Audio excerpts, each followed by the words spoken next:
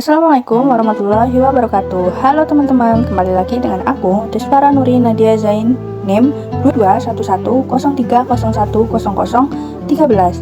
Nah, di sini aku mau bahas dikit-dikit tentang macam-macam metode masuknya Islam oleh Wali Songo yang ada di Nusantara.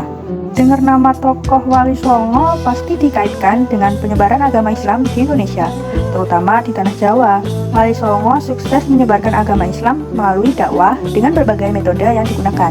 Karena kita semua sudah tahu ya, kalau Indonesia adalah negara dengan pemeluk agama Islam terbanyak di dunia. Itu berarti tidak lepas dari sejarah perjalanan Wali Songo dengan menyebarkan agama Islam. Oke, lanjut. Untuk yang pertama, kita mulai dengan metode masuknya Islam di Nusantara oleh Sunan Gresik atau bisa juga disebut dengan Maulana Malik Ibrahim. Metode yang beliau pakai untuk menyebarkan agama Islam di Jawa tentunya yang pertama, mendirikan masjid pertama di desa Pasucian. Kegiatan yang dirintisnya adalah berdagang di dekat pelabuhan. Mendirikan pasar di desa Rumo yang menurut cerita setempat berkaitan dengan kata Rum, yang bisa juga disebut dengan kediaman orang Rum yang mengingatkan pada kisah Sultan Al-Gabah dari negeri Rum. Yang kedua, menawarkan putrinya untuk diperistri oleh Raja Majapahit. Nah, beliau berpikir jika putrinya menjadi istri Raja Majapahit, beliau bisa dengan mudah menyebarkan agama Islam di daerah Majapahit karena pengaruh Raja Majapahit yang besar di kala itu. Tak menyerah dengan itu, beliau juga bergerak melalui pendidikan pesantren di desa Gapura. Selanjutnya Sunan Ampel. Sunan Ampel juga mempunyai metode untuk menyebarkan Islam di Nusantara. Yang pertama adalah mendirikan pesantren di Ampel Dentar. Yang kedua, mengukuhkan Raden Fatah sebagai Sultan pertama Kerajaan Demak Bintoro. Yang ketiga, mengajarkan ilmu syariat, hakikat, dan tarekat Naqsabandiyah. Selanjutnya Sunan Bonang.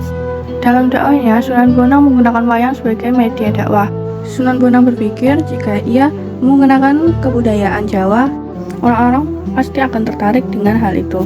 Yang kedua, menggunakan kesaktian dan kedikdayaan sebagai sarana dakwah atau ilmu tasawuf berupa karomah. Yang ketiga, mendirikan langgar atau musola pertama di tepi barat Sungai Brantas, tempatnya di desa Singkai yang sekarang masuk wilayah Kabupaten Nganjuk. Selanjutnya kita beralih kepada Sunan Kalijaga. Sunan Kalijaga merupakan anak dari Sunan Bonang. Metode yang digunakan Sunan Kalijaga untuk menyebarkan agama Islam di Indonesia adalah yang pertama, menggunakan pendekatan kultural melalui wayang budaya Jawa. Sama juga dengan ayahnya yang menggunakan pendekatan kultural melalui wayang budaya Jawa. Yang kedua, membolehkan pembakaran kemenyan sebagai pengharum ruangan. Yang ketiga, terkenal dengan seniman ahli dalam seni suara, seni ukir, kesusastraan, seni busana, dan seni pahat. Yang keempat, menulis beberapa tembang, salah satunya yang paling terkenal yaitu Lir-i-Lir. Selanjutnya Sunan Giri.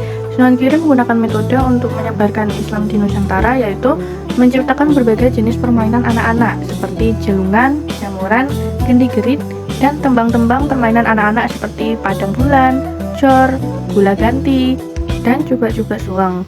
Bahkan Sunan Giri diketahui menciptakan beberapa tembang tengahan dengan metrum, asmaradana, dan pucung yang sangat digemari masyarakat karena berisi ajaran rohani yang tinggi.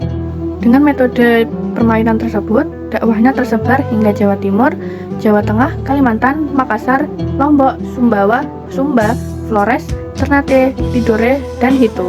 Dengan dakwahnya yang sudah tersebar hingga beberapa pulau, Sunan Giri mengembangkan sistem pendidikan pesantren. Tokoh Wali Songo yang keenam adalah Sunan Derajat. Sunan Derajat menggunakan metode membuat pusat pembelajaran agama Islam di Lawang dan Sedayu. Yang kedua, dalam bidang kesenian, beliau mengubah tembang Jawa Macapat, Pangkur, dan juga memainkan wayang sebagai dalang. Gamelan Singo Mangkok yang masih tersimpan di Museum Makam Sunan Derajat bukti bahwa beliau berdakwah lewat kesenian. Selanjutnya Sunan Kudus. Sunan Kudus juga menggunakan pendekatan budaya seperti sunan-sunan yang lainnya. Yang kedua, melarang penyembelihan lembu untuk menghormati umat Hindu. Yang ketiga, karya yang paling terkenal adalah Gending, Mas Kumambang, dan Mijil. Sunan selanjutnya adalah Sunan Muria. Sunan Muria memberikan pengajaran kepada masyarakat di sekitar Gunung Muria dengan mengadakan kursus-kursus bagi para pedagang, nelayan, ataupun masyarakat kecil lainnya. Yang kedua, memiliki karya tulis yang masih digemari hingga saat ini, yaitu Tembang Sinom dan Kinanti. Yang ketiga, ikut andil dalam pendirian masjid. Yang keempat, mengikuti jejak dakwah Sunan Kalijaga dengan mengembangkan tradisi baru bernafaskan Islam.